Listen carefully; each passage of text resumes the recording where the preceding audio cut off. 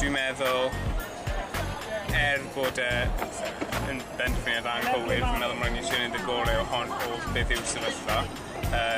Dyle bod dim ail referendum fel yna'n democratic iawn, ond mae'n rhaid bod ni'n sicrhau bod ni'n cael y deal gorau a bod pawb yn cael rhywbeth ohoni.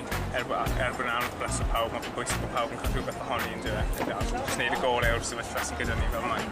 Fi'n gweindio ar genhedlaeth 1 am byd o siarad ar genhedlaeth 2. Dwi ddim yn hapus iawn. Mae llawer o cynlyniadau yn helpu i Brexit sydd yn anffodus llai o arian. Fi'n meddwl mae Brexit yn silly, fi'n meddwl mae'n massive mistake bod pobl ifanc fel 16 heb cael y vot really. So hwnna'n gwneud effaith mawr arno fe. Mae'n mynd i effeithio addysg ni, bywydau ni, nid pobl arall, obviously pobl arall, ond mwy ni na unrhyw arall. Da ni wedi bod yn siarad gyda pobl ifanc ynghylch Brexit. Da ni wedi bod yn gofyn iddyn nhw be maen nhw'n meddwl o'r bleidlais a'r canlyniad, a sut maen nhw'n gweld y goblygiadau iddyn nhw fel pobl ifanc, gan gynnwys o ran eu hunaniaeth nhw, a beth mae'n golygu i'w dyfodol nhw. Wel, i ddechrau, mae yna ryw rwystredigaeth ynglyn â peidio cael eu llais wedi clywed, neu efallai bod nhw ddim wedi cael pleidleisio hyd yn oed os nhw dan 19.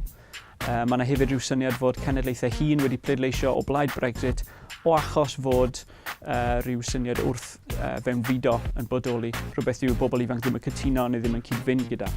Wedi gweud ni, mae yna barch tuag at y canlyniad, ac mae yna rhyw bositifrwydd ac mae rhyw obeth fod pawb yn mynd i elwa o Brexit yn y diwedd a fod yna rhywbeth i bawb yn dod mas o'r trafodaethau hyn.